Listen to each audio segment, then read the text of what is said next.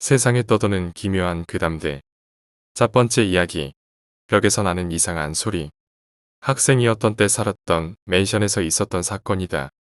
벌써 10년도 더 지난 옛 이야기지만 낡은 목조 맨션에는 어느 방이나 학생만 살고 있었다.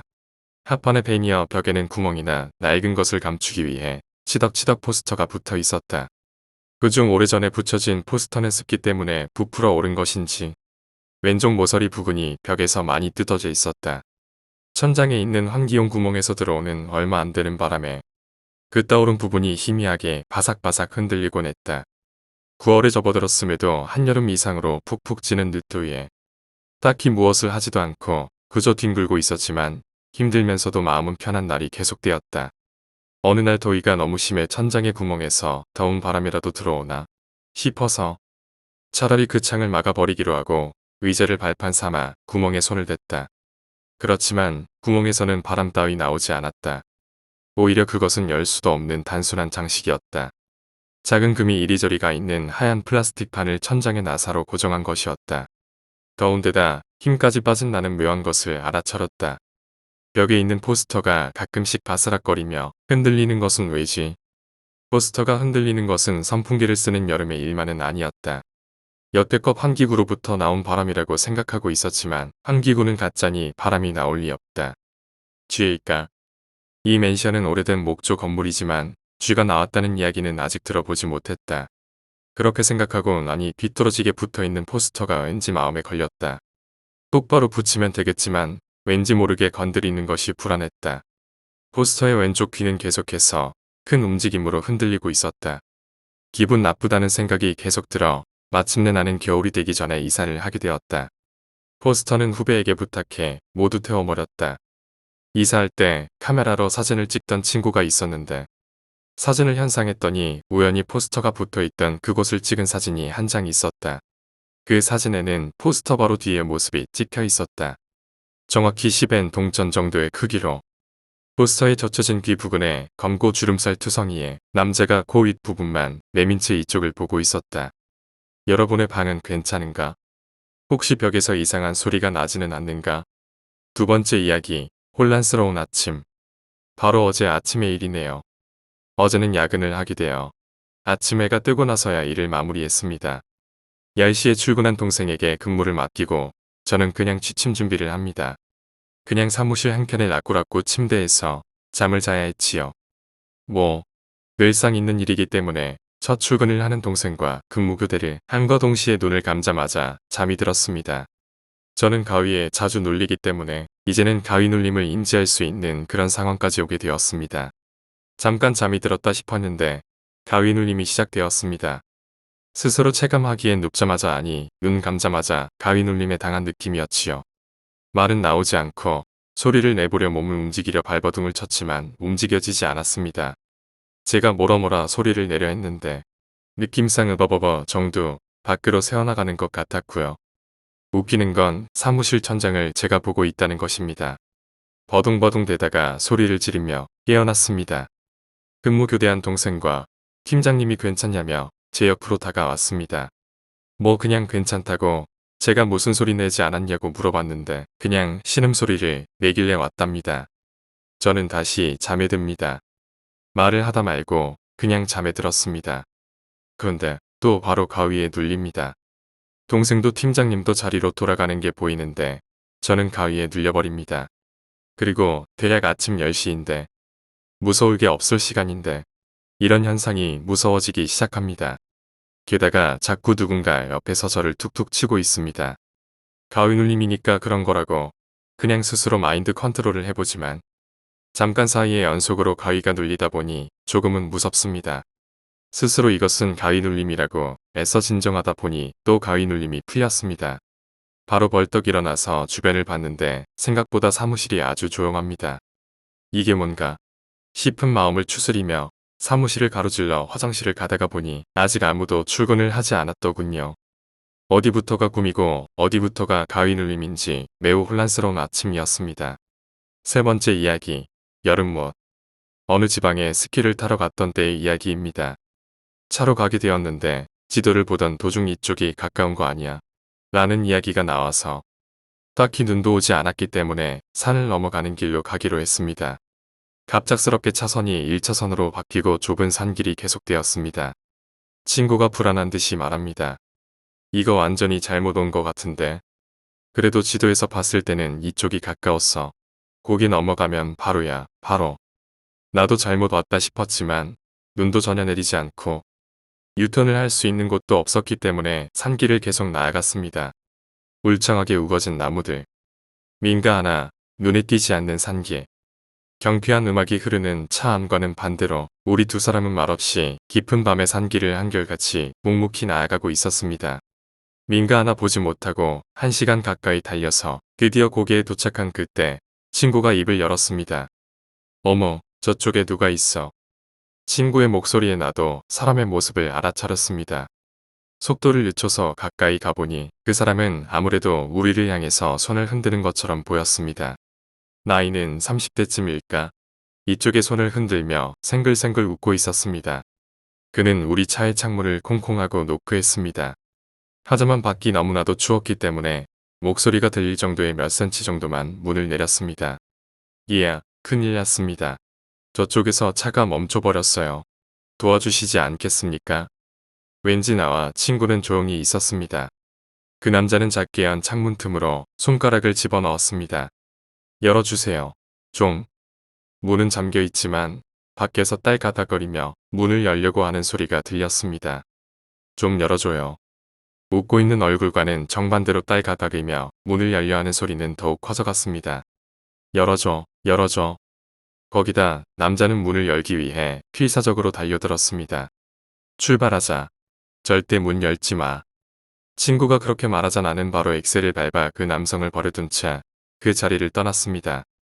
드디어 민가가 보일 무렵 침묵하고 있던 친구가 조용히 입을 열었습니다. 저기, 알아차렸었지. 너도. 그 사람, 이런 한겨울인데도 여름 옷을 입고 있었어. 거기다 이런 추운 날씨에 입김조차 나지 않다니. 저런 건 살아있는 사람이 아냐. 네 번째 이야기, 가평의 부대. 저는 경기도 가평에 있는 기계화 부대를 전역했습니다. 후반기 교육을 받고 오는타 조종수들과 달리 전신병교육대에서 바로 승무보직을 받고 왔기 때문에 돌기갑이라고 불리며 놀림도 많이 받고 고생도 했지만 정작 제가 군생활 중에 힘들었던 순간을 뽑으라면 혹한기, 유격, 3개월짜리 전술훈련도 아닌 사단 검열이었습니다. 검열은 보통 2~3달 전부터 기본적인 준비를 해서 한 달 전부터는 숨 돌릴 틈 없이 계속되는데요. 그 덕분에 장갑차에 문제가 생기면 일과가 8, 9시에 끝나는 날도 있을 정도로 모두들 스트레스와 피로에 시달리면서 준비를 하는 거죠.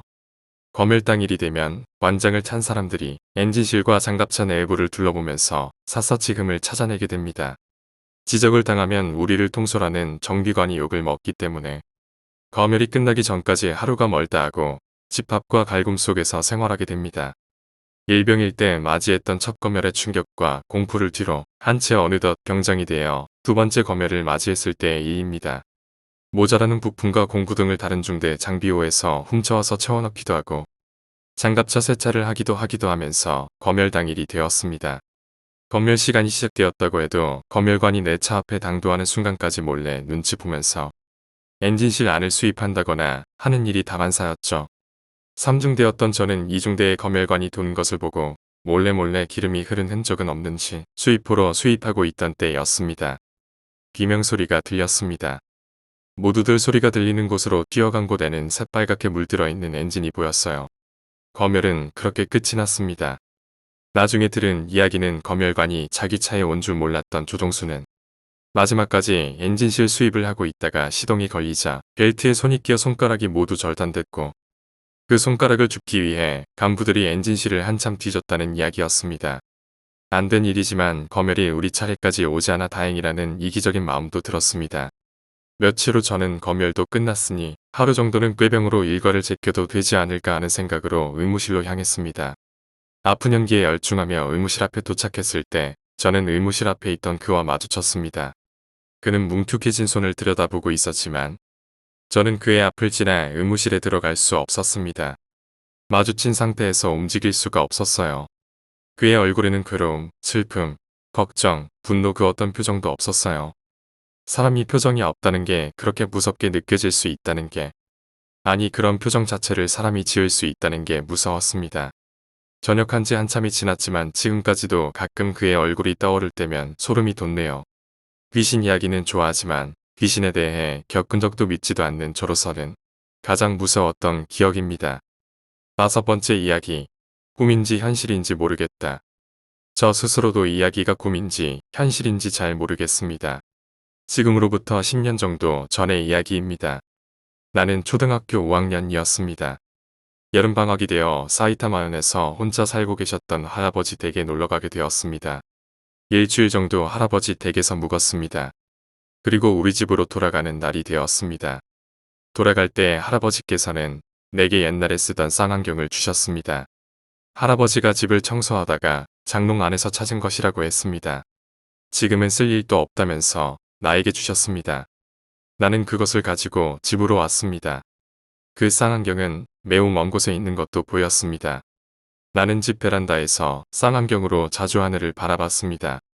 푸른 하늘, 구름, 달, 별을 보는 것이 습관처럼 매주 이어졌습니다.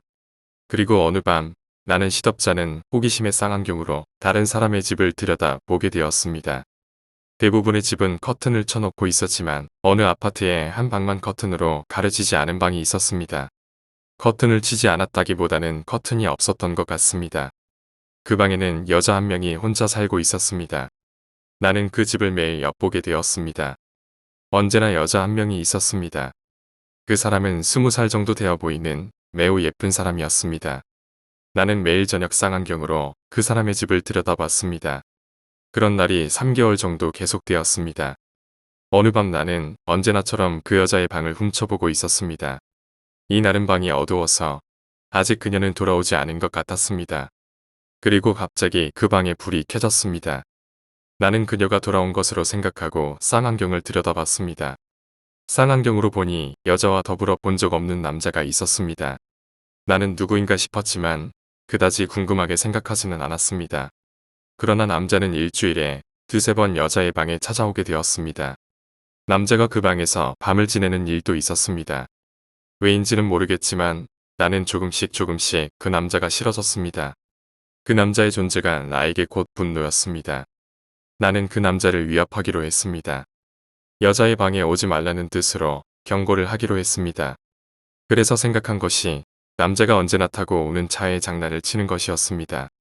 그 남자는 언제나 아파트의 옆에 있는 맨션 앞에 차를 세웠습니다. 어느 날 나는 그 맨션의 8층에서 남자가 차를 타고 오기를 기다렸습니다. 그리고 1시간 정도 지난 남자가 언제나처럼 차를 타고 왔습니다. 그리고 언제나처럼 맨션 앞에 차를 댔습니다. 남자는 차에서 내려 옆에 아파트로 들어갔습니다. 그때는 오후 4시 정도였습니다. 아직 하늘은 밝았지만 그다지 사람이 보이지 않았습니다. 나는 지금 움직이지 않으면 이제 기회는 없다고 생각했습니다. 그러나 위협을 한다고 해도 무엇을 어떻게 할지까지는 생각하고 있지 않았습니다.